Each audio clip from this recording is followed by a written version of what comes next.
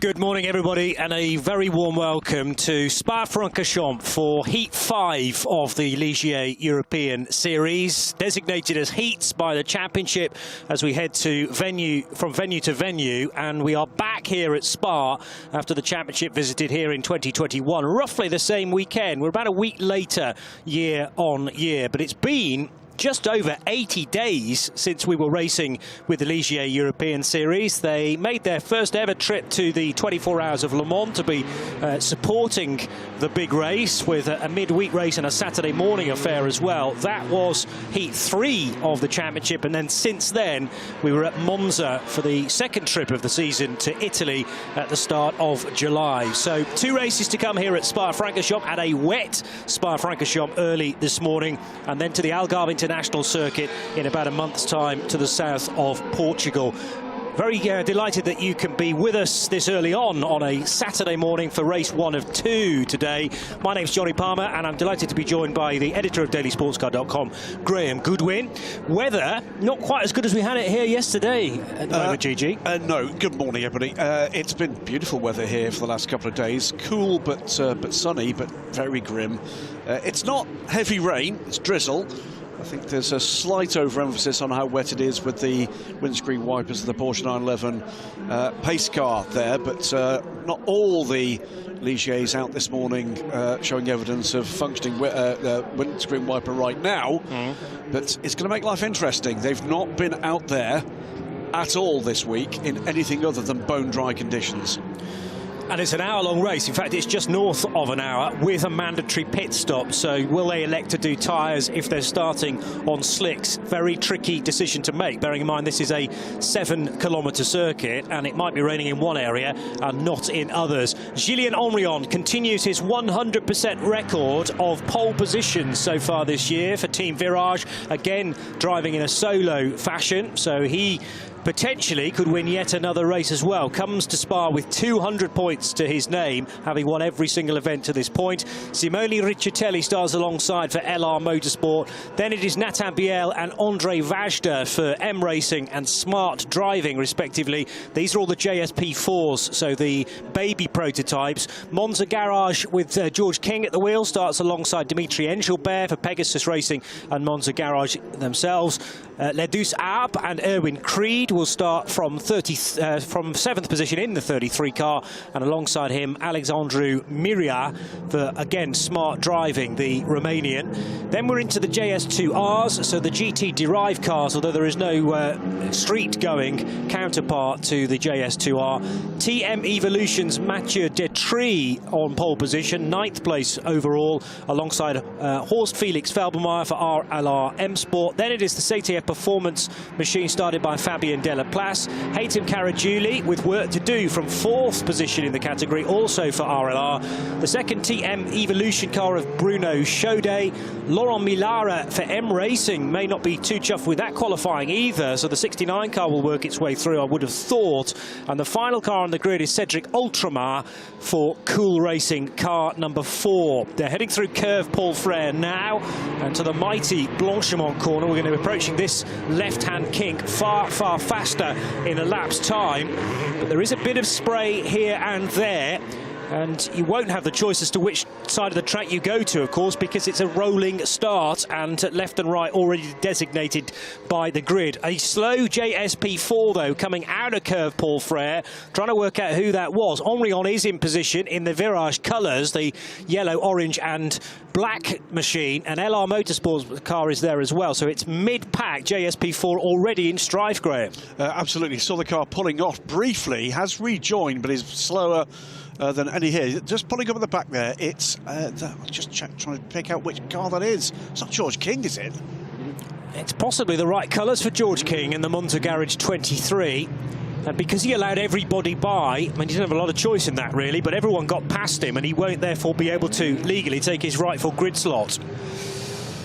So, an hour on the clock, plus the extra lap. It's going to be roughly 62, 63-minute race then, around 7 7 kilometres of this circuit, but in changeable conditions. They'll get the go-ahead as they head underneath the Lighting Gantry, where we are underway after 84 days of a pause in the Ligier European Championship. It's a good getaway initially for Julien Omrion to the left of your shot. The LR Motorsport car of Simone Riccitelli looking to try and cut across the bows of Nathan Biel, and sideways goes the LR Motorsport car. That was Riccitelli trying to feed back into the sequence. He'd lost places certainly to Biel, but Biel wasn't going to allow that gap to open up, and around goes Riccitelli on cold tyres. There won't be a lot of grip on the outside there. On a big wiggle for the race leader, Julien Omrion as well, right in the middle of Eau Rouge and up over the top. So does he lose the lead? Yes, he will do, to, I think, Dimitri Engelbert, who sneaks around the outside in the Pegasus racing car, number 17. So it's Pegasus now that lead on the Kemble Straight for the first time. George King, if that was him in strife on the first lap, is already up to third position. It wasn't. It was Nathan Biel, and that has got dire implications for his championship charge. We'll keep an eye on the 53. I think, realistically, other than mathematically, the only car that can challenge Omrion for this championship, Johnny. Well, Orion's deliberately going wide now coming out of Les Combes, and you can probably see the reason why, because George King took the more conventional racing line through the right-hander, and there was zero grip there. He was fully drifting it through the third element of Les Combes, whereas Julien Omrion is staying sensibly as high as he can on these banked turns, or semi-banked turns. Very wide again into Bruxelles corner and at Speakers corner as well. The LR Motorsport car trundling its way. Yeah, at least a puncture and possibly suspension failure as well. I'm not sure whether he connected with the concrete wall and how heavily, but the puncture probably caused by that spin. Yeah, and Nathan Biel has pitted, as has Cedric Ultramar in the number 4 Cool Racing JS2R. So 2 front-running cars in both classes already on pit lane and in real strife here, Johnny. Yeah. This could be really very significant indeed for Julien Omrion's title charge. No extra points for fastest lap or pole position. It's just a straight 25 for a race win. Second place gleans you 18, 15 points for third, and so on, according to the FIA points system. So it's a well-known scoring system that we are used to across various categories. Again, a couple of cars taking very different lines down at Campus Corner and heading for Curve Paul Frere. That's more jostling within JSP4, but Dimitri Engelbert just edging away now from Julien Omrion. Engelbert will be more experienced in these changeable conditions. Horst Felix Felbermayr having a good dice as well, with, I reckon, Bruno Chodet, who's looking for a way on the inside there at Curve Paul Frere. Making great progress from the off, 4th on the grid, but up to 2nd already. Championship leader in JS2R, Haytham Karagiuli, and he's just a couple of seconds back from, I don't think we've seen Mathieu Detry in one of the non-Le Mans races this season. That's not a name that is familiar to me from the Ligier European Series. Here come the 3 leaders, and again Omrion in second place, fending off George King and struggling to get the power down out of the bus stop. Engelbert, though, is getting away. 2.5 seconds to the good, 57 minutes to run. Detry, no, is if not brand new to the championship, then he did do the Le Mans races, and then this has been his second appearance. But in the number 11 car, we've had all sorts of drivers, as we remind you of what happened at the start. Now, the start is under investigation. I think they looked well ordered as they crossed the start line itself. Then the bomb burst happened. Look at the LR Motorsport car, orange and dark blue, to the outside now of the front row. Brief lock-up, then he's looking for a way inside Dimitri Engelbert, but Engelbert's already through, and there's the contact, which was not George King's car, I don't think, but the car alongside it. Can we identify it from here? All black car, yeah. Vajda was already, if it is Vajda, already in his own moment. That's what's caused the puncture as well. Indeed. So the LR Motorsport car on the way back. Nathan Biel, by the way, has rejoined the race, but he's way down. Think about points and championships in just under an hour's time, but this has been, well, it's bad news for Julien Omrion that he's not leading this race. The good news for his championship hunt is his nearest and only realistic rival at this stage is, well, better part of a lap down. So back to the point about Mathieu Detry. He's sharing with Alain Grand. Grand has had a variety of teammates, including Laurent Prunet and Paul Geoffroy, but Detry making his debut for the 2022 season, at least, at Spa-Francorchamps. Very sideways for George King at Pouhon corner, and he did so well to hang on to that. He's pushing hard to make sure that Julien Henrion doesn't open up too much of a gap. And a couple of seconds ago, this time at Eau Rouge, did a car catch a bit too much curb? That was just a squirm and a slide from Hatem Caragiuli, but Horst Felix Felbermayr spinning right behind, and then everyone rearward of that has to scatter, mainly to the left. Felbermayr again doing well to not have a worse incident than that, spinning in the reprofiled part of Raidillon corner, and now rejoining, but he's out of the frying pan into the fire as we concentrate on the TM Evolution car of Bruno Chaudet, number 25. It's getting busy in the pits again because Simone Riccitelli still there for LR Motorsport. No, he's just made it back. He's only just made it back. Yes. Yeah. It was Vajda who was already there, the 85, and Riccitelli that very slow lap because of the puncture. All of these cars pitting outside of the mandated pit window, and now we have, is that Vajda's car? No, it won't be Vajda, it's the wrong class. It's the all-black JS2R machine which has ground to a halt, and that is at Le Com corner. Well, this is going to be tyre changes, I'm sure, for these teams finding the conditions not to their liking. Vajda, by the way, that was a very slow lap from him. He's not been in. It was Nathan Biel that was in and out. And I wonder if that was just Biel with tyres. Bear in mind, these are not centre-lock wheels. It'll take some time to get a tyre change done. Good point. So if you're going to change tyres, better to do it early on. And it might be that it's so damp now because it was drizzling as we made our way to the commentary box this morning. It might have got worse since then. And bear in mind, they're going to have to do the best part of half an hour in these conditions. I'm sure that's exactly what it was for Nathan Biel, because he'd come out and immediately set the fastest first sector of the race. Fastest lap at the moment is in the hands of Julien Henrion. He's 1.1 seconds back now from the leader, Engelbert. In fact, that's closing. 3 minutes, 132. But I think they're on slick tyres. Yeah, well, as we said, it was a very tough decision to make because the first time you get a chance to look at the track is on the formation lap, effectively. You've already decided what tyres you're going for at that stage. You can judge it by what's happening near to the paddock, but you are so far away from the paddock when you get to Le Com corner, having driven up Kemmel Straight, and it's a significant incline there. Weather conditions could be very, very different at Le Com and here at Bruxelles from what they are down in the valley at the paddock area. Yeah, the black car back underway, by the way, so whatever was the issue, it is no longer. Hatem Caragiuli now, rather Mathieu Detry, I should say, now in the lead of the JS2R division. Caragiuli chasing him in the RLR M Sport colours. Laurent Millara for M Racing running in third in car 69. Side by side on the run up through the Kemmel Straight and into Le Com corner. Horst Felix Felbermayr looking to brake as late as he dares, but I would imagine that braking point is changing one lap to the next as it gets slightly more drizzly and difficult to judge. Again, Felbermayr wider than he would want to be normally on a racing line. He caught the white line as well on the exit of Le Com corner, but controlled the slide well. Fabien Delaplace applying the pressure in the CTF Performance 96. I think we are going to see more cars down pit lane for tyres, aren't we? They are struggling for grip. We've got yellow flags out at turn 11 at the moment, Johnny, trying to spot what's going on there. But Nathan Biel makes it a clean sweep of absolute best sector times at the end of that lap, a 2:44.587 when you add them together. The race leader is doing lap times over 15 seconds slower than that. Yep, so that is the correct choice. Going to, I'm sure that is onto wet Michelin rubber.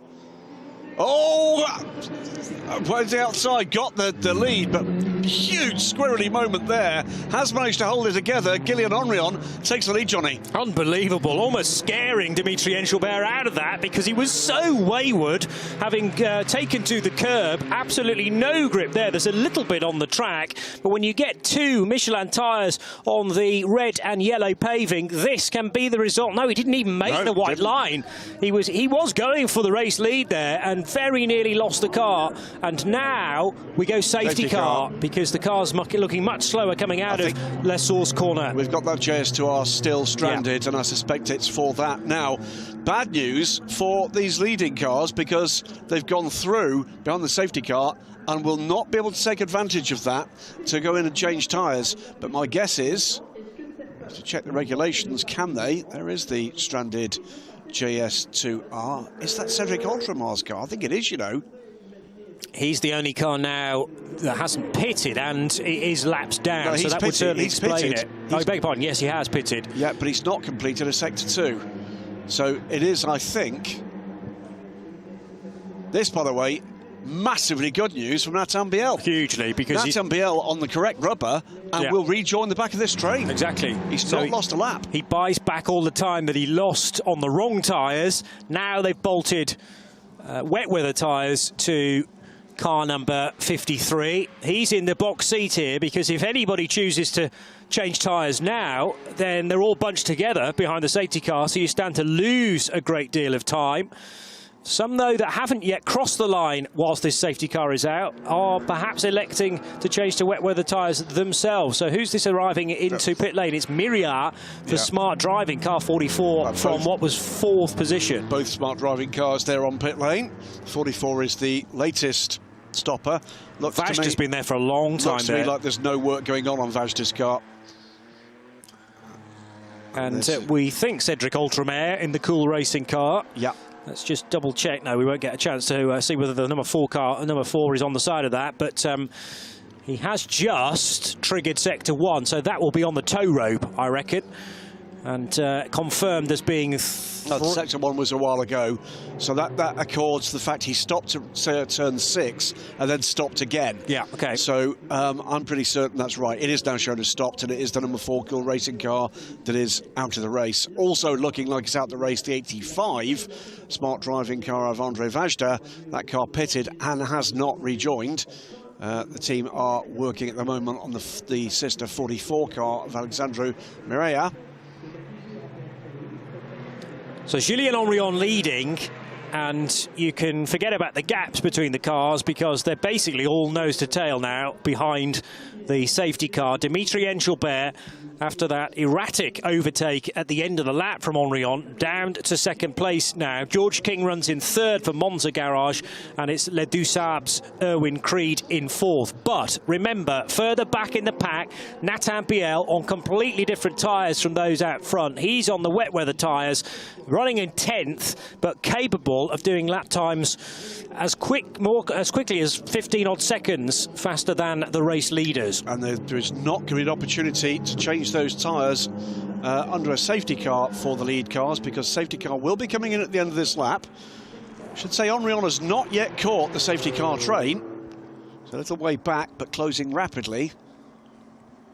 They're now coming through turn 16, safety car pulling away, and the field under the control of the race leader, Julien Henrion.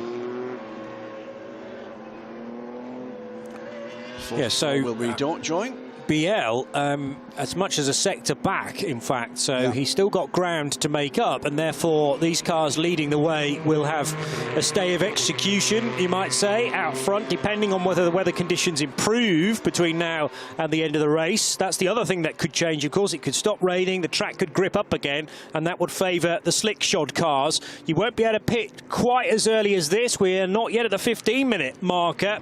About another 15 minutes before the pit lane is open for mandatory stops.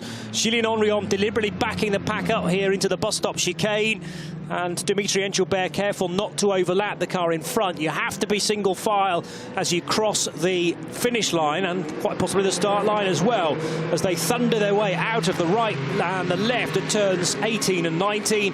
Back across the line. Windscreen wipers are in operation for the race leader, but intriguingly not for Dimitri Engelbert, who takes the tighter line into La Source. What's his exit like? Again, can't necessarily get the required grip down onto the track surface, and it is better for Henrion, who's won every race so far this year, but he will have pressure on his shoulders, not only from Dimitri Engelbert for the first few laps of the restart, but also later on in the piece from Nathan Biel. 26 seconds is the gap between the race leader here, Henrion, and Biel, currently down in 10th position overall. Did not close that gap, and that may have been an error on his part. Had the opportunity to just close the gap at sensible speed, wasn't able to do that, or opted not to do that. But that's the gap to look for now, Johnny, is 26 seconds. That is the championship fight. Yeah, and we do know that he can clear something like 15 seconds in one lap if the conditions remain constant. Sideways again from the top three cars, working their way out of Le Combe corner and down as the track drops away from them into Bruxelles. The tricky right-hander is even more difficult in halfway house conditions, not fully wet, but certainly not fully dry. And Gillian Henrion driving as wide a car as possible as conversations still continue near to André Vajda's car, but no work taking place that is done on the Romanian's machine. Trying to turn left at Pouhon, but using as much road as possible. Gillian Henrion, he couldn't have been any closer to the white line on the outside of the corner there, and that line does appear to be working for him. Sector 1 and already a second and a half taken out of that lead by Nathan Biel, but of course he's got the rest of the field to get by as well. So it's about staying clean, tidy, safe on the grey stuff for the race leader and squeezing whatever pace he can out of this car. And he will be, I'm sure, being informed about that gap closing. It's after sector 1, it's down to 24.5 seconds. George King desperately trying to hang on to the coattails of both Henrion and Engelbert as Engelbert gets a very good run on the race leader. There will be two abreast on the run into Blanchimont. Surely not brave enough to continue that through the rapid left-hander, and Henrion with the inside line naturally takes the race lead there. But Engelbert got a really good run out of Curve Paul Frere and heading back up the hill towards the paddock. Just wasn't able to stay to the outside. Be high, wide and handsome through that left-hander. So they stay in the same order. George King still about 2.7 seconds adrift of the rear of Engelbert's car. And what's the lap time looking like for Nathan Biel? Again, he is quicker, significantly. Quicker, at least. I think he's taken 5 seconds out of them in the first two sectors. Yeah. But watch what it is over the line. 2:51.6 for the race leader on that last lap. We wait for Nathan Biel. And what's he managing to squeeze out? Well, he's taken a couple of places, and that is going to be a 2:49, but that includes taking 2 places. So it's quicker than that looks. Yeah. So he's ahead of Fabien Delaplace. He was called as ahead of Laurent Millara at the line, overtaking the other M Racing car. But bear in mind, M Racing have one car in JSP4 and one car in JS2R. So these are JS2Rs that he's picking off. Yeah, but here's the point, Johnny. He's taken nearly 3 seconds out of that lead and has gone by 3 cars in doing so. Yeah. So when he gets into clear air, it's going to be taking big chunks of time. I think he was on pace there to take something like 7 or 8 seconds out this lead. But interestingly, I mean, I remember seeing a lap time north of 3 minutes prior to the safety car for the race leader. They're now down to 2:51s, and they were all personal best times as well. So the track looks to be getting better for those that are on slick tyres. 2:51, 2:52 and a 2:53 for Henrion, Engelbert and George King, respectively. In fact, that sector, Nathan Biel slower than Gillian Henrion and Dimitri Engelbert. Now again, could that be traffic? It could very well be. We'll keep an eye on it. The worry here for Nathan Biel is that he's committed to wet weather tyres, and now the track is pinging back in the other direction as far as grip levels are concerned. If there's been no further rain, and there has been a safety car out on track with all the cars basically clearing the water behind it in the safety car train, and now we're getting news that there will be 5 seconds added to the pit stop for car number 3, which is the LR Motorsport Simone Riccitelli car, for not respecting the starting positions. That can only be the contact coming out of La Source corner. I think that was actually the start itself. That was the start we heard was under investigation. I suspect that was what's going on. You saw in the background Nathan Biel, I think, going by Haytham Caragiuli. So we'll wait for these cars to clear sector 2, but again still in traffic. Something like 80 seconds, a good second sector time for the lead cars. Nathan Biel is up to 5th now, and he's taking time out, so he's got better grip, no doubt about it now. Yeah. So that's still taking time out of the leaders, 23 seconds to the good, but he's now got by all of the JS2Rs. So thinking back to the start for Simone Riccitelli, I thought where he had started in relation to the race leader was fine. He might not have been right across the grid hatchings, though. You have to be, as if it was a standing start, right in the middle of those hatchings. And I think he'd already started to edge to the right in an attempt to defend from the pole sitter. We saw this in the FMO World Endurance Championship just a few weeks ago. Cars, the teams penalised for not respecting that start procedure. Yeah, so you have to be, you know, it's dictated in the driver's briefing and sort of really forced home to everybody that, yes, it's a rolling start, but you have to be driving right down the centre of those hatchings, depending on which lane you are in. Maybe we'll get a chance to see that replay again to confirm that. But the LR Motorsport car looking a little bit down in terms of its race right now, and some difficulties after that puncture as well, so adding insult to injury. Julien Henrion leading from Dimitri Engelbert, last time through the 249s, both of them, whereas Nathan Biel, well, 249 again, but last again, time through. remember, traffic. He's now got a clear road. It is more or less the same kind of pace. Yeah. Yeah, it's weird that a track can actually offer almost identical performance to both wet and dry running cars. So there they go across the line again. The Julien Henrion driven Team Virage machine from Dimitri Engelbert. Meanwhile, Mathieu Detry in this number 11 Team Evolution car, fending off Hatem Caragiuli. 3 seconds to the good here, and with good sector times compared to the young man that has been putting in some stellar stuff in his first season in the Ligier Endurance Series. And in terms of the class fastest lap, that is in the hands of Mathieu Detry. Did that a couple of laps ago. No, did it on the last lap through, in fact, a 3:02.127, which is the best JS2R lap so far. So Detry opening that gap up to just north of 3 seconds compared to Hatem Caragiuli. And Caragiuli then with some competition within that category after the young driver has been so dominant to this point. Caragiuli, several race wins to this point as well, and has impressed many in his debut season in the Ligier European Series. Meanwhile, 53 coming out of Curve Paul Frere, that's Nathan Biel, Erwin Creed behind. Yeah, he's fourth. So Biel has gone by Erwin Creed. He's now got an 18-second gap to the next target, which is George King. So 18 seconds to make up.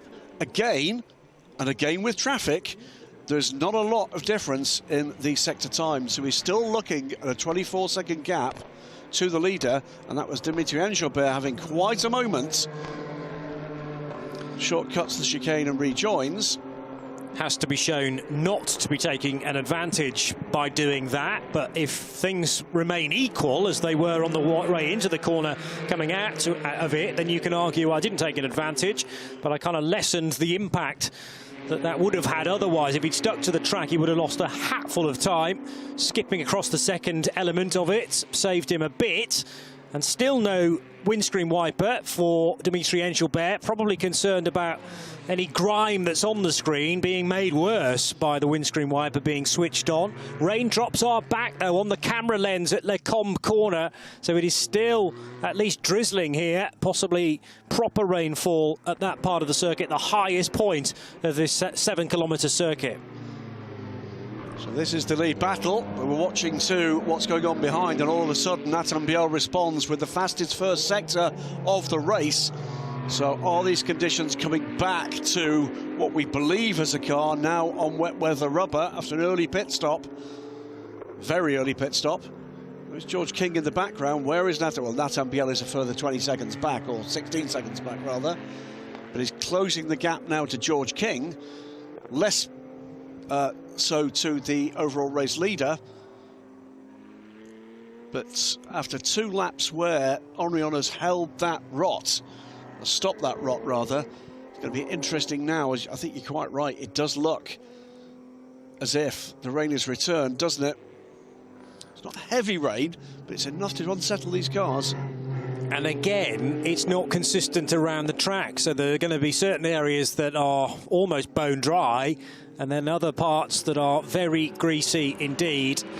And this is why I suppose it's useful to stay out for as long as possible rather than commit to a tyre change, a tyre decision early on in the piece. Then again, you know, if you are going to change tyres, better to do it as early as possible, because then you have more to gain. Biel, I think, made the smart choice here. He needs to come away with a great result here. He's struggling on pace against Henrion in the dry, and there was clearly a margin call to be made there. They've made that margin call. The moment it's paying off, he's 2 seconds quicker in that what looked like quite a tricky middle sector.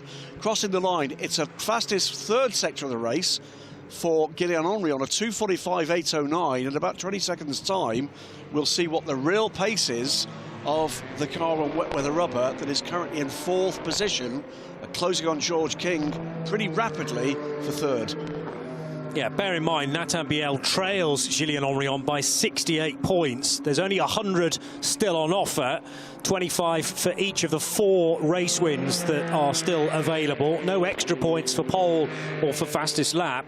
So when you're trailing by 68 points and you're looking to try and, well, basically score wins now between now and the end of the season, then you have to go well outside of the box and take a gamble. That's the only way that he could have won this race. May well still win this race, Nathan Biel, because it's a 2:44 last time across the line. 2:45.8 is the best lap so far we've seen from the leader, but is still a second slower than the man in 4th, Biel. And still 34 minutes to go. Remember, that's a mandatory pit stop for all these cars still to come. In a minute's time. Opens at 27 minutes into the race, so when we've got 33 minutes still to go.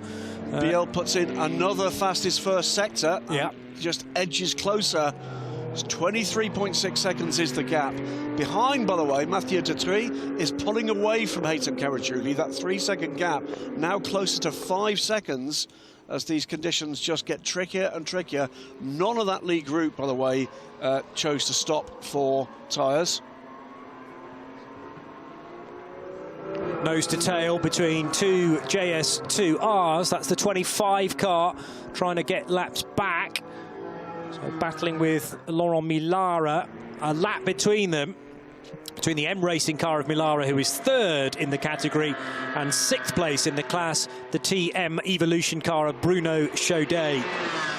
But if you're unfamiliar with the name Mathieu Detry, he is Belgian, knows this place very well indeed, comes from Dilbreek in Flanders, and has raced, I mean, several times at the Dubai 24 Hours, mainly in TCR cars. But Detry getting more used to rear-wheel drive machines as well in the JS2R category, and is convincing right now. Comfortably ahead of Haytham Caragiuli, who came to Spa as the JS2R championship leader. So watch these very handsome JS2Rs. Pace, interesting stuff at the front of this race. Everybody's setting fastest sector times in the cars we think probably started on slicks, Johnny. But they're still losing time to the car on wets, Nathan Biel. So, yes, weirdly, the track is improving for those on the slick shod tyre. That's what gives me the impression that certain corners do offer great grip for the slick Michelin rubber, but not in other areas, as first car to dive into the pits with the pit lane now open for mandatory stops is Gillian Henrion from the race lead. Remember, we're using the Heritage pit lane, the endurance pit lane, which is the downhill stretch. More difficult to pit here as well, because these pits are downhill pretty much for all of the bays. They're doing tyres on this car. Interesting. So, and we will get confirmation that this car has been on slick tyres in a moment or two, but well, one wet weather tyre being offered on the rear left. Maybe that's all they will go for, just to offer a bit more grip on that hard-working rear left corner. Also in is George King from 3rd position for Monza Garage, but Dimitri Engelbert stayed out, so he will take the lead, or retake the lead, for Pegasus Racing, car 17. And here he is, coming out of Le Com corner and down towards Bruxelles.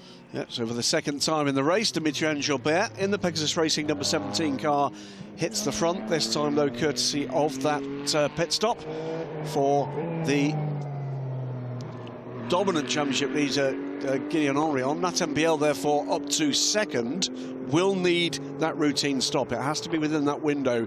He did stop early in the race for tyres. That doesn't count in this regard, so he will need still to come in. Gap, by the way, between Engelbert and Biel, 21 seconds now. So that's come down since we went back to green flag racing by about 5 seconds. Not as dramatic a closing rate as we expected it might be. Yes, and the team may look again at the latest tyre choice for Nathan Biel at the pit stop, because 21 seconds certainly has come down from 25-26. Meantime, that's a slick coming off. Right, so they are changing both rear tyres at the very least. I think that might be all they're doing. So stick with the slicks on the front. Well, it's grip levels which he is struggling for, not necessarily for turning. So as long as the car's not massively understeering, he can probably live with some nice warm toasty slick tyres that remain on the car. And he will hopefully have been able to communicate to the team somehow where he needs the grip. But this is very tricky and typical of Spa, that, you know, there are dry corners and there are wet corners, and it is about trying to find that perfect mix of slick and slick and wet tyres, I should say. It says something, by the way, about the platform of this JSP4, that in what were clearly extremely tricky conditions, these drivers, for the most part, were keeping it on the grey stuff. We saw more than one, more than two, or even more than three of them, as in comes Dimitri Engelbert from the lead, have real moments, but were able to gather the car up. That is a well-balanced platform. Yeah. And that's mainly mechanical grip as well, because you're at slow speed trying to rescue a moment. You need not the grip that is generated by aerodynamics, but more about mechanical grip and a good balanced car as well, front to rear. This time then, the race leader in and new driver about to step on board. So Dimitri Engelbert starting that car. Yep, here comes Nathan Biel. It'll be taken over by Anthony Nara, car 17 for Pegasus Racing. Nathan Biel from second place. And this car then has been doing some magical things in the midfield because of those wet weather tyres. Also arriving on pit road now is Erwin Creed for Le Douce Ab team, 33. This from third place at this point. Realistically fifth on the road, with the cars ahead having pitted the lap before. So how things come out here is going to be an interesting period of this race over the next 5-6 minutes. Erwin Creed also making a Ligier European Series debut, having previously competed, of course, in the Michelin Le Mans Cup and the European Le Mans Series. And the World Endurance Championship with Labra Competition, effectively the predecessor team here. Erwin having a season aboard their Ligier LMP2 car some years ago. So he's done the whole of the ladder. One of few that will have done so. Yes, competed in the 2018-19 World Endurance Championship when it spanned 2 calendar years. That way he got 2 Le Mans in as well, both for Labra. Over the line goes the number 44 car, which is the smart driving Alexandre Duru Myriad-driven smart driving car, running in 4th. And bizarrely, behind 3 cars that are in the pit. He's going to join them now from 4th position within class, and that will leave Mathieu Detry as the overall race leader in a JS2R. Yep, as the JSP4s come in. Of course, the gaps between the two classes somewhat closed up by that early safety car for the recovery of the Cool Racing number 4 JS2R. It's been a very impressive run from Detry, hasn't it? Well, to say that in your first ever Ligier European Series race, from the slower of the 2 categories, he led the race overall and has done so, will do so for at least 1 lap. This is lap 11. He led lap 10, and behind him now rejoining new driver into Pegasus number 17 is Anthony Nara, replacing Dimitri Engelbert. Here's Nara arriving at the end of the Kemmel Straight and into Le Combe corner. Nathan Biel stays, of course, on board the 53 M Racing car, solo driver there. Jacques Nicolet, though, now installed into the 33 Le Douce Ab car, and he will have to compete in these conditions for the first time.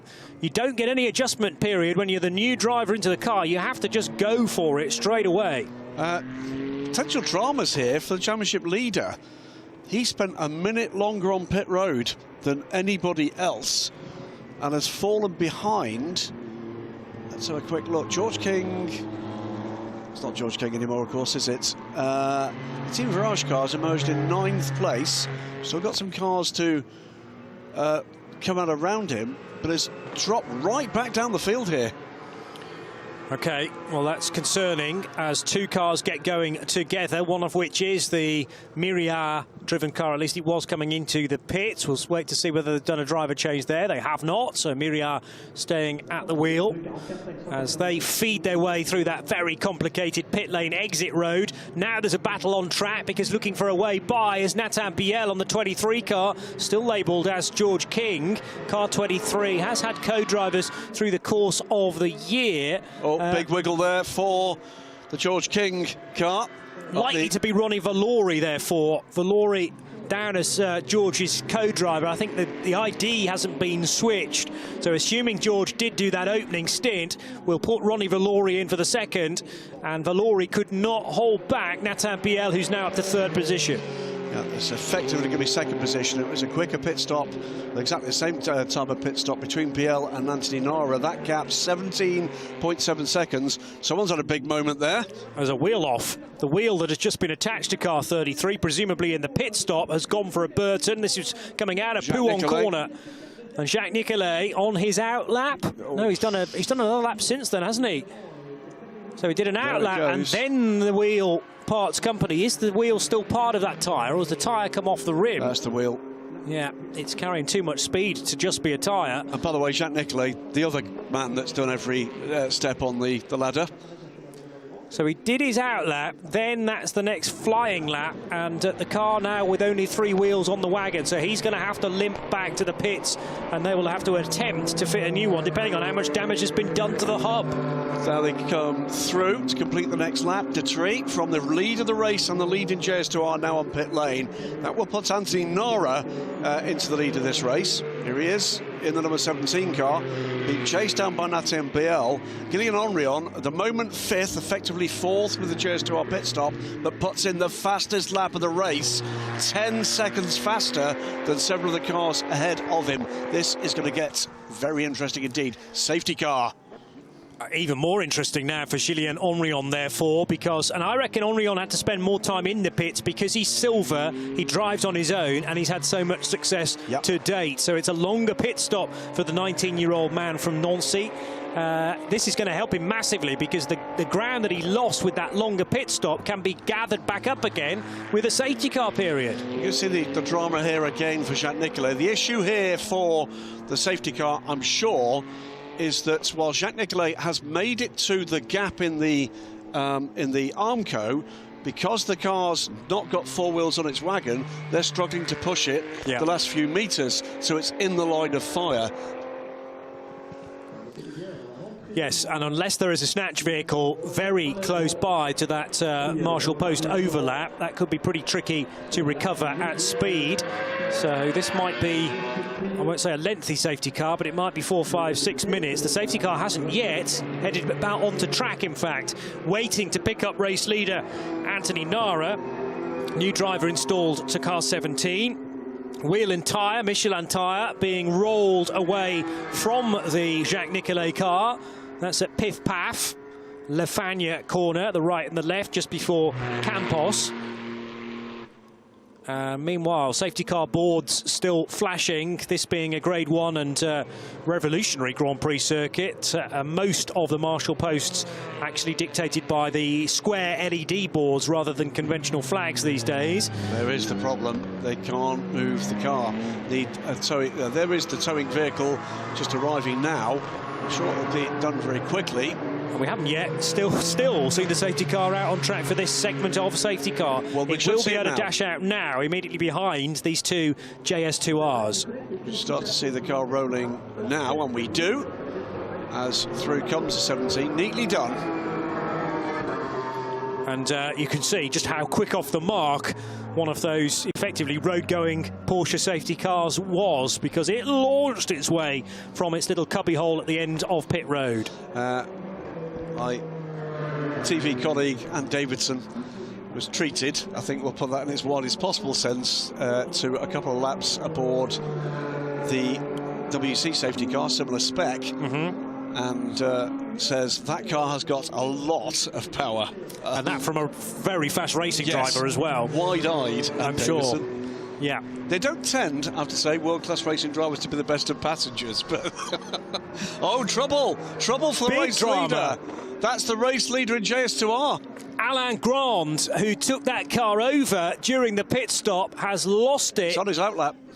Outlap for car 11, and yeah, Grande, remember, taking the car over after it had led overall by series debutant Mathieu Detry, and on cold tyres maybe, if they change tyres on that car, it has slid off the circuit and into the gravel. Now, was it the exit of Pouhon or the exit of Le Fagnes corner? It's exactly the same place as there's the incident for 33. And there's no, I don't think there is any gravel on the exit of Pouhon corner, so it's more likely to be the exit of Le Fagnes. There's now gravel on the outside of Pouhon. Okay, so they've added that in, with much reprofiling of this circuit.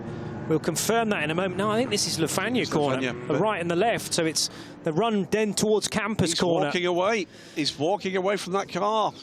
Not sure that... No, I'm not sure that's the correct decision, sir. Well, Alain Grande, who has mentioned a variety of teammates, Mathieu Detry being the latest of them, and Detry has driven faultlessly to this point. But Alain Grande, this goes back to my point that I was making, the co-drivers, when they get on board, they can be told as much as possible about the latest conditions, but it's not until you're out there and you have to attack at pace, and then you think, wow, there was nowhere near as much grip here as I was expecting. So now what we're left with, Johnny, is a line of 5 JSP4s. It is Anthony Nara leading, Nathan Biel second there, George King still shown in that car. Then we've got the LR Motorsport car out of position, laps down, and then Guillaume Henrion. So this has given him a massive fillip for his championship aspirations. And Alain Grande, having walked completely away from this car, the marshals would do their best to put it A, in a safe location, but B, onto hard standing, and there might have been the chance, therefore, for Alain Grande to rejoin the race and pick up some championship points. Hatem Caragiuli must be rubbing his hands with glee here, because yes, he came here with a championship lead and a significant one, but there was still 100 points left on the table, and he did not have a 100-point lead, needing to outscore Laurent Millara and ideally Fabien Delaplace and Laurent Piquet in the CTF performance car. Piquet took over the 96 during the pit stop, so it was Delaplace out, Piquet in. They are currently third in the driver's standings on 76 points. Yeah, and it's 1, 2, 4 for those teams in that order in the running at the moment, Johnny, with the problems of the number 11 we're very graphically seeing. Hatem Caragiuli leads the race from Laurent Millara. Then it's Caragiuli's teammate from RLR M Sports before the safety car, 50 seconds back, but that's clearly going to close up now. And Laurent Piquet right behind Horst Felix Felbermayr. So again, that championship fight with points gaps to be attacked could be a very interesting last quarter now of this race. In and out of Blanchimont corner will go the safety car train of cars, and Nara ahead of Biel with less than a second between them, so I would think they are together on the road, and indeed they are. So Biel looking for a way on the inside, no overtaking of course permitted during the safety car. In 17 minutes time will be the start of the final lap, if you like. There's another car off the road now as well from JS2R. That's Caragiuli. That's Caragiuli. Hatem Caragiuli, we think now, is in more drama to start with. The 75 car. So what happened here? Sideways coming out of Lecombe corner, not Lecombe, into Curve Paul Frere rather, coming out of Campus corner and straight into the gravel. Oh dear, oh dear. So the championship leading car in JS2R, we're just talking about that fight that was going to be developing for the last quarter of an hour, and it looks at the moment as if Caragiuli may not be part of it. He had a wonderful start to the season with 3 wins in 4 races. His other result in those 4 races, a 2nd place. Then at Le Mans struggled because he didn't feature on the podium in either of those events. In fact, there was a DNF in the 2nd competition at Circuit de la Sarthe. Put his season back on track at Monza with a 4th and then a win. But this is looking very likely to be a DNF, or at least a finish outside of the top 5 for the young Kuwaiti. Could be trouble coming here, by the way, for the other RLRM Sport car. Instruction from the race director to all cars to close the gap behind the safety car. That's not happening with Horst Felix Felbermayr, who, of course, has Laurent Piguet boxed up behind him. And in fairness, that's exactly what Haitham Caragiuli was trying to do, close the gap to the safety car, Crocodile. And in upping the pace, coming out of Campus and into Curve Paul Frere, it's caught him out badly. He got slightly off that dry racing line, and then it didn't take much to get a tank slapper on. That spat him out on the left-hand side of the circuit. And now there are so many more gravel traps here at Spa. There's no way out once you end up in the kitty litter there. So we'll be looking to see whether or not they can get a rapid pull back here. Does he restart, and where is that going to leave him? Needs the points to keep the pressure up on the guys behind him in this championship. This is a huge opportunity for Laurent Millara and Laurent Piguet to close in on Haitham Caragiuli. You can see the clouds are coming in now. The weather's getting worse, not better, isn't it? We've got a lot of racing, a lot of track action to come here today at Spa. There is the number 75 car back on hard standing, but is that going all the way back? Or is Kuwaiti going to be allowed to rejoin here? So the gap was 57 points in the favour of Haitham Caragiuli. 100 on offer at the start of today. 50 here at Spa during Heat 5 of the Ligier European Series. 50 more points available at Portimao in less than a month's time, about 3 weeks' time, in fact, on the Atlantic coast at the Algarve International Circuit. And is there therefore a chance for the championships still to be up for grabs going into those final 2 races? It did look like, because of a dominant Julien Onrion and a dominant Haitham Caragiuli, that both championships might be sealed up today. But Julien Onrion, 4th in JSP4, and Haitham Caragiuli at the moment trapped in the gravel down at Campus Corner. I think he may be out. Yeah. I think he may be out. By the way, car number 40 now. Felix Felbermayr being told to pick up the pace. He's not closing that gap. Laurent Millara must be absolutely furious. Wants to get into this fight, can't. He's not allowed to overtake Horst Felix Felbermayr under safety car conditions, and there are the 2. Now, Horst Felix Felbermayr will, I'm sure, be saying, I'm trying to keep this safe. We've just seen my teammate off into the gravel. Doesn't want to suffer that same fate. But the net result is that the championship challenge to his teammate from Laurent Millara is being blunted. They are closing now, by the way. They are definitely closing. Well, yeah, but Felbermayr was certainly getting the hammer down there. Getting news about car 40 now being... Oh, yeah, OK. In the Felbermayr colours, car 40 being reported to the stewards for creating that gap. So it has been officially observed now. And that's possibly the reason why Horst Felix Felbermayr all of a sudden got on the loud pedal to close the gap. But they did appear at Blanchimont Corner much closer to these cars. But the safety car will stay with us for at least 1 more lap. A shout to all the marshals who are working so hard these 3 days, and I'm sure many of them were involved on Wednesday during the test day as well. Weather's been great too this morning, when it's set to be fairly changeable today, possibly a bit more rain tomorrow as well. Those are the moments perhaps marshals start to question their decision to commit their weekend, but they should be well used to that now. Every marshal at Spa has developed a natural either affinity for water or waterproofing. Just runs off them like ducks. Yeah, that's right, exactly. Fabulous people. It's almost like a film that naturally develops on their skin to keep them dry. Yeah, marshalling at Spa, sponsored by Rain-X, yes.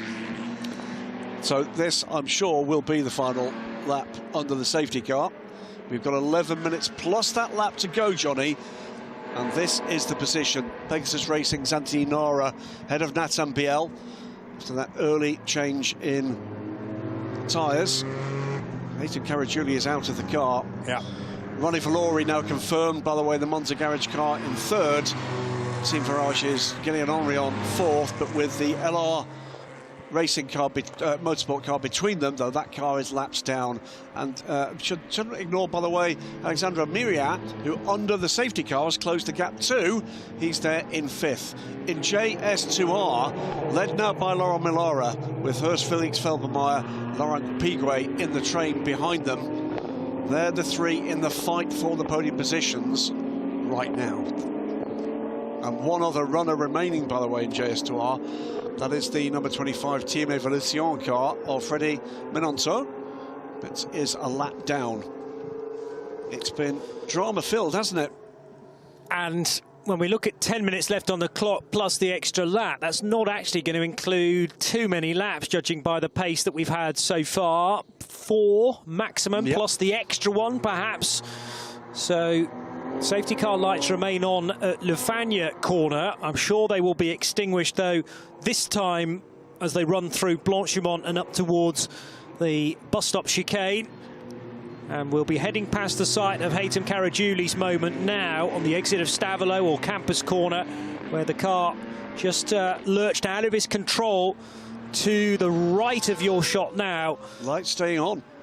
Yeah, I think it'll be a bit longer around the lap before they're extinguished, because Caragiuli's car is safely now stowed away. It is picking up the pace, the safety car, and I think just around this corner they will be extinguished, although everyone will need to be aware that the lights are out, of course. Let's have a little look. They are still illuminated.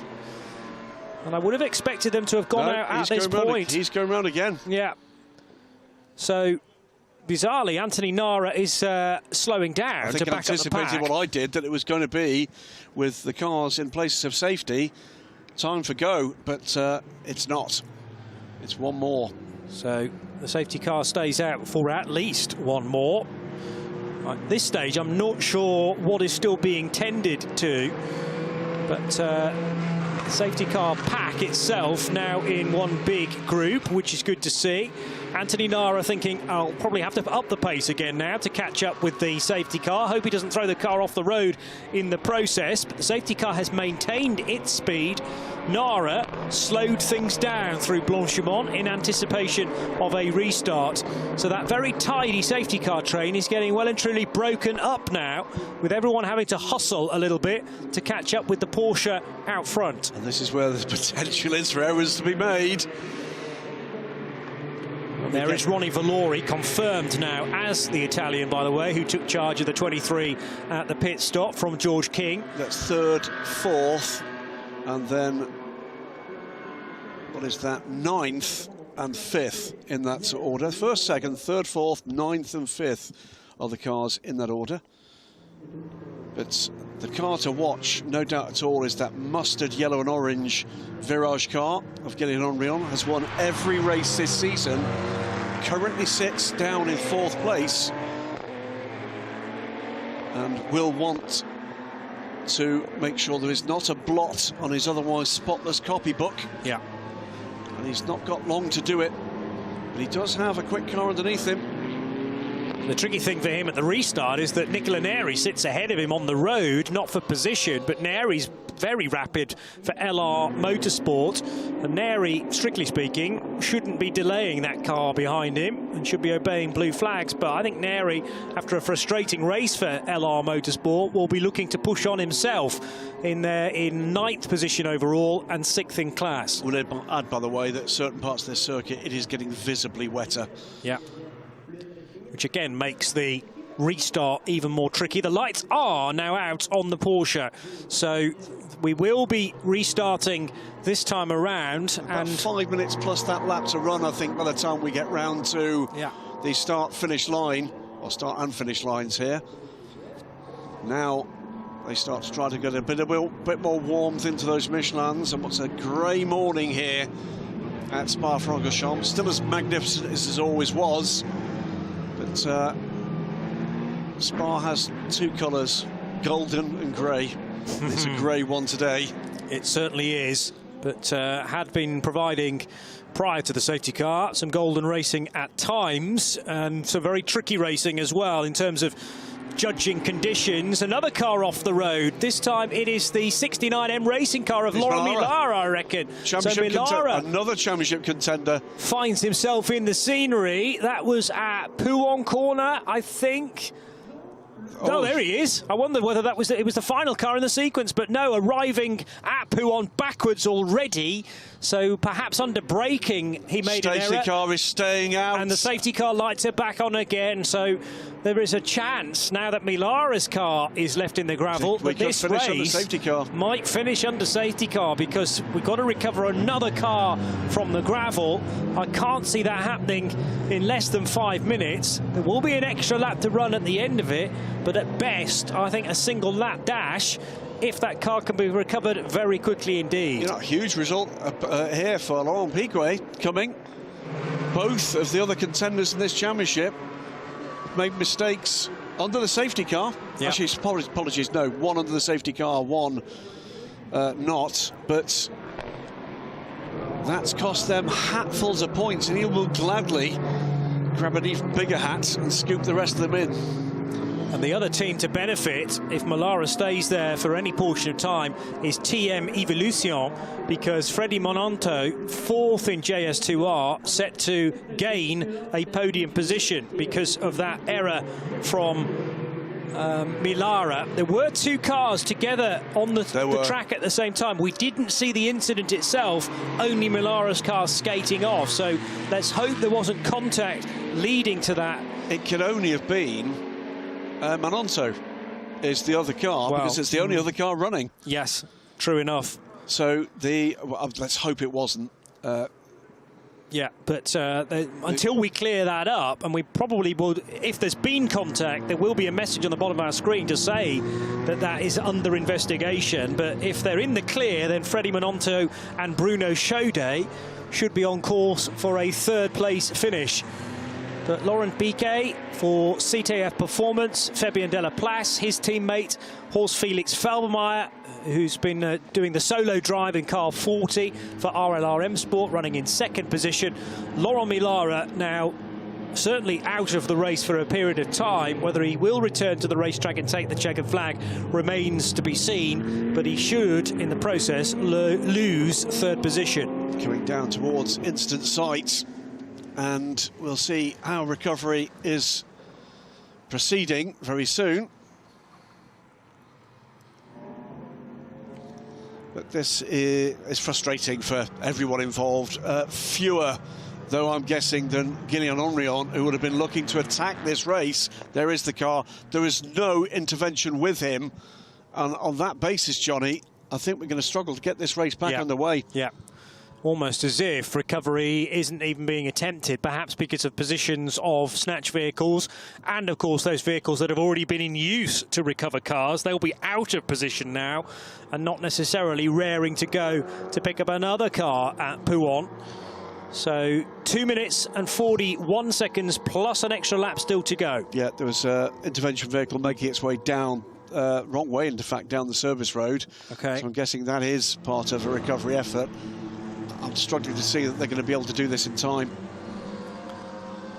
And assuming Guillaume Henrion isn't given any racing laps to improve his position, this will be by far his worst result of the season, because otherwise it just reads win, win, win, win, win all the way through the first 8 races of the season, the first 4 heats that we've had for the Ligier European Series. You can always generally bet on Spa producing an unusual result in a championship, though, if the weather steps in to intervene. And it's looking like car 17 for Anthony Nara and Dimitri Engelbert will pick up their best result of the season. They did finish second at Le Mans, the first race of that particular week, finished second behind Guillaume Henrion, and otherwise they've had one other podium result at Imola, the second race in Emilia-Romagna. But this would be a first win of the season, albeit in unusual fashion, behind the safety car. This will confirm that we won't get any more timed racing laps as the safety car goes across the line. The intervention vehicle has now reached Laurent Millara. There's a chance of one lap. There is, because we're not going to have any time left on the clock next time they cross the line. But there will be one lap to go. But there'll be an extra lap. Could be one heck of a lap. As we bolted on. Well, that was my suggestion, is that best case scenario, we'll get a one-lap dash to the finish. And if this race hasn't already given us enough incident and carnage, we might be set for a bit more, folks. I would stay where you are, because there wasn't much distance at all for Laurent Millara's car to be dragged for it to reach a safe position. Laurent Millara, if he stayed at the wheel, might even be able to rejoin, but he has lost a number of laps now. I think it's done. And down to 4th position on our screen. Freddie Malenteau is up into 3rd position in class. Meanwhile, cars 33 and 85 under investigation for pit lane infringements. 33 was the car that lost the wheel. Andre Vajda's car stopped early and stayed there. So if Fabien Delaplace and Laurent Biquet will continue to lead this race and indeed take the win, that will take them just over 100 points in the standings, up to 101, I make it, and therefore not within touching distance of Hatem Caragiuli, but it will mean that neither of the drivers ahead of them in the championship have scored, because Caragiuli in the gravel, Laurent Millara in the gravel, the duo in 3rd position, up a huge amount of points comparatively. So we wait and see. There's one question to be asked at this point in the race, Johnny. Is the safety car coming in this time? Yeah. If it is, it could be a lap for the ages, couldn't it? Because we're certainly going to see a fully lit Guillaume Henrion. We're now no longer dictated by time. We are just waiting for the pack of cars to cross the line, and we will confirm whether this final extra lap will be held under racing conditions. Safety car lights still being displayed at this stage.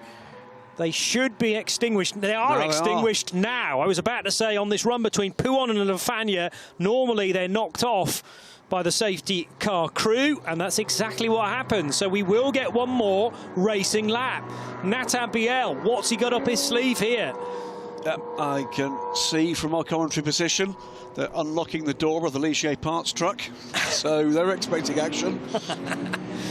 Anthony Nara with an awful lot here to hold on for. He's the silver of the duo. Dimitri Engelbert, remember, starting that car, also as silver as well. So it's a double silver lineup for Pegasus Racing versus Nathan Biel, who did both stints. And has he got a bit more up his sleeve? Of course he has, to push on this final 7 kilometres. I'll tell you what, if Guillaume Henrion wins this from here, he will be a worthy title holder. That would be an amazing result. 4th on the road, 5th in this line here, 4th in position, because the orange car immediately ahead of him is not in this fight. He's not in the fight for race position. Green flag is being shown, start-finish. The cars will come back to the start line under the control of the race leader. And now he goes. Nara making a move towards the braking area. Careful, though, not to overcook the run into the bus stop chicane. Slightly more conservatively was Nathan Biel. He gained some ground in the braking area. Valori is slow off the corner. Henrion looking for a way by the lapped Nicola Neri for LR Motorsport. No way by at the moment, though. And no blue flags just yet to the LR Motorsport car, which is way across the road there. Very sideways indeed as Neri applied the brakes. That should allow Henrion through. And he gets by Ronnie Valori as well. So now up to 3rd position as there's a lead change. Nathan Biel is ahead of Anthony Nara. Must have done that on the run out of La Source corner, because by Eau Rouge we have a new race leader, Graham. Absolutely fantastic stuff from both drivers. But here comes Henrion up through Raidillon. And the gap is going to be measured in a handful of seconds. It was a squirrely old time, wasn't it, through turn 1, but now it's going to be about grip, it's going to be about pace. This is where the lead change happened. Made a mistake into their hairpin at the start of the lap. Did Anthony Nara misjudge the braking point? I thought he might do that into the bus stop chicane, but it was at the very next corner that he headed for the scenery. Thankfully didn't cross the white line, but he did lose the lead. Now Valori is under pressure from the lap, Nicola Neri, but Julien Henrion looking to pressurise Anthony Nara into another mistake. I think he's got it. This is a good move from Henrion. He's got a good line through there. He's got better grip. Can he get the car off the corner? Tricky now, though, through the left-hander. He's going to go wide where there should be a bit more grip, that has worked for him perfectly. So Nara was boxed in there to the left-hander of turn 9, and Julien Henrion round the outside and made that work. Meanwhile, Nicola Neri's got back ahead now of Ronnie Valori, not for position, but Valori with his hands full, because behind him is Alexandru Miria, and Miria looking for a way underneath at Pouhon corner of Ronnie Valori, and will get the position. Meantime, it is still Nathan Biel leading the way as they break their way, or nearly, into the third sector of this final lap of the race. But Biel under massive pressure now from Julien Henrion, who is up to second. Can he get the race lead by the end of it to complete or continue this 100% record of wins? Horst Felix Felbermayr under pressure in the number 40 car. Oh, there's contact from the 69, which is Millara rejoining. So Millara did manage to rejoin after that off at Pouhon corner, but won't get the place on Horst Felix Felbermayr. There's the race leader in JSP4. It is still Nathan Biel. So for the first time in 2022, we will get a different overall race winner in JSP4. Julien Henrion with 8 race wins in a row. He also had 9 pole positions in this fabulous run, but it will end with Nathan Biel for the first time this season crossing the line as the race winner. What an extraordinary event that was. So M Racing's 53 car Nanzo Nathan Biel crosses the line after throwing the dice on strategy, and it eventually paid off for them. I think it would have been one more lap and it wouldn't have, though. But Julien Henrion, after a stellar run to the flag, which we see the number 40 car of Horst Felix Felbermayr coming home second in JS2R, because CTF Performance, Nanzo Laurent Piguet will close the gap to Haitham Caragiuli in the championship stakes with a win in what has been a troubled JS2R class today. Struggled with the conditions, a number of those cars. Completing the podium there, that car, number 17. Anthony Nara bringing the car home after a fine early race run from Dimitri Engelbert. But this will be a tale of points being taken out of championship positions. But it has to be said, Julien Henrion looking dominant in terms of his pace. Yeah. He was just very, very unlucky with the timing and the length of those safety cars, but that should take nothing away from what was an inspired strategy choice from M Racing at the start of this race. Put them into contention. They've taken points from the championship leader for the first time this season. It just shows how valuable banking points as early as possible in the season is, because you are going to get those strange races, including here at Spa. Nathan Biel with the first race win of the season from Julien Henrion, who still gets 18 points for second place to add to those 8 wins he'd had previously. Anthony Nara and Dimitri Engelbert just losing out in the closing stages, losing a couple of places on that final tour. Alexandru Miria in 4th place, ahead of Fabien Delaplace and Laurent Piquet for their first win of the season as well. Ronnie Valori in the Monza garage car really struggled on that closing lap. Horst Felix Felbermayr finishing second in JS2R from Freddie Mononto in the 25 machine, and well done to his teammate as well. They do make the podium, but Laurent Millara, a very sensible decision that to at least glean as many points from that race as possible. Finishing 4th still gives you 12, so at least he scores, unlike Haitham Caragiuli. That's the point, isn't it? It's another car that's taken points out of a championship leader today. That's been the story. Championship win not done in JS2R by any means whatsoever. So where are we now in terms of the championship for JSP4? It's the first time in the season that the number 25 in points is not going to feature against the Team Virage car. Yep, so 53 gaining some of those points back again, but actually it's only a 7-point gain, of course. So in different conditions, drier conditions, we got the race underway shortly after 9:10 this morning at Spa-Francorchamps, immediately into a mistake though for Simone Riccitelli.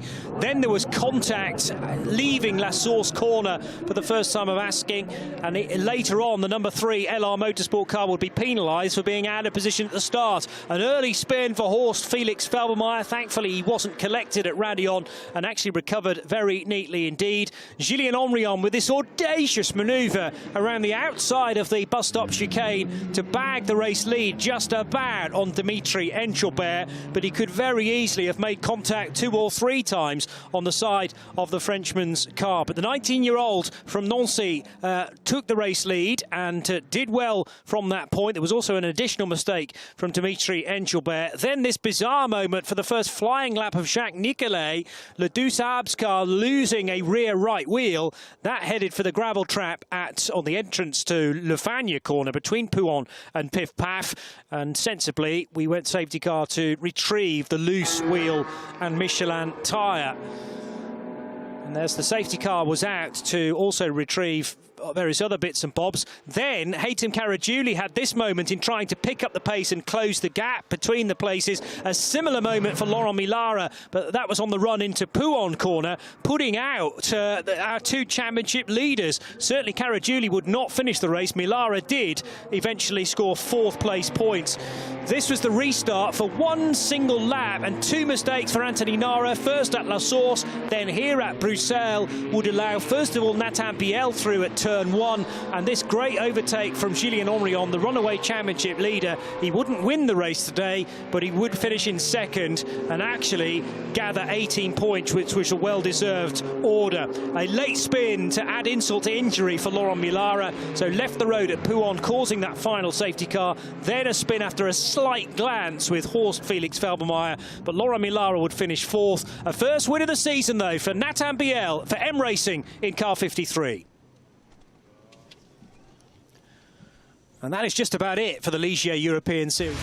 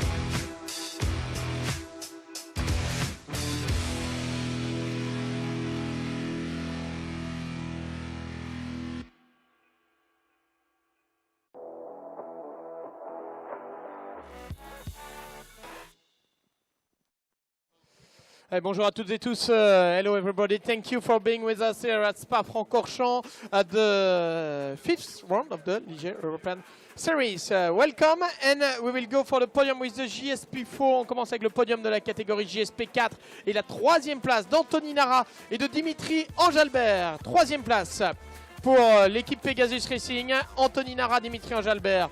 Deuxième place, il est leader du championnat, mais il n'est pas encore champion finalement. Gillian Henrion qui nous aura livré une bien belle course et une belle remontée. Mais la victoire revient au champion de la catégorie JS2R de l'an dernier. C'est Nathan Biel qui s'impose pour la première fois en JSP4. On va appeler Justine Monnier également pour représenter le team M Racing en tant que team manager de ce team M Racing. Et bien sûr, en l'honneur du M Racing et de Nathan Biel, on écoute l'hymne national français, la Marseillaise, s'il vous plaît.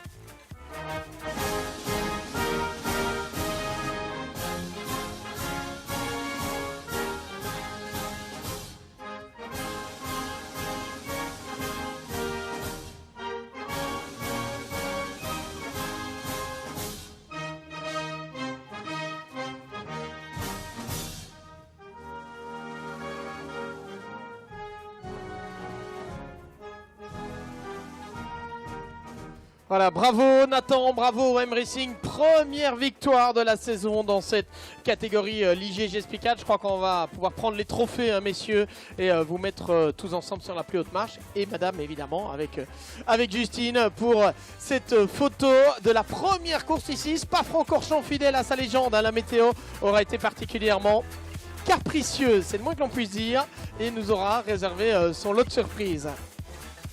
Well done, congratulations on the podium in the GSP4 classification, the GSP4 category. Winner for the first time this year, Nathan Biel, representing the M Racing team. Gillian Henrion, leader in the championship, takes important points with the second place. Anthony Nara and Dimitri Anjalbert are third.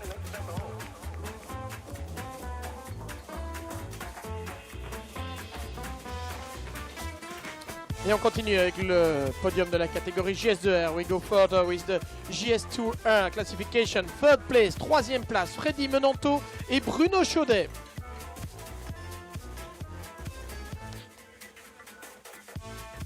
Voilà, juste le temps de remettre les trophées entre temps évidemment et de préparer ce podium.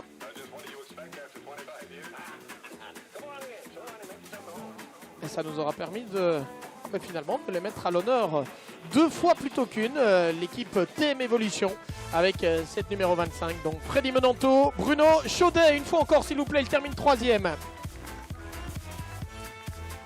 Second place for Horst Felix Felbermayer. Second place.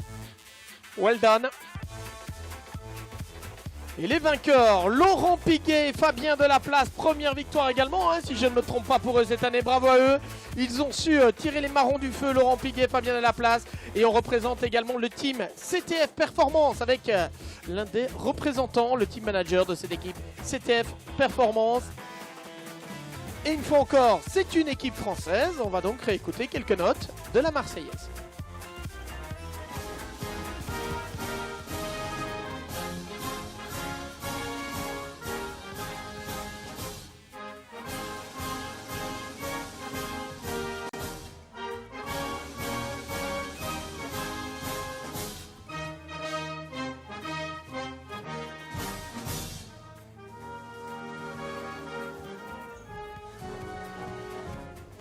Voilà, bravo, félicitations Laurent Piguet, Fabien Delaplace, on va pouvoir remettre les trophées aussi et la photo, bien sûr. So we'll all together for the picture, please. Et on vous retrouvera cet après-midi pour la course 2 ici sur le circuit de Spa-Francorchamps. See you later this afternoon with the second race of the Ligier European Series here at Spa-Francorchamps.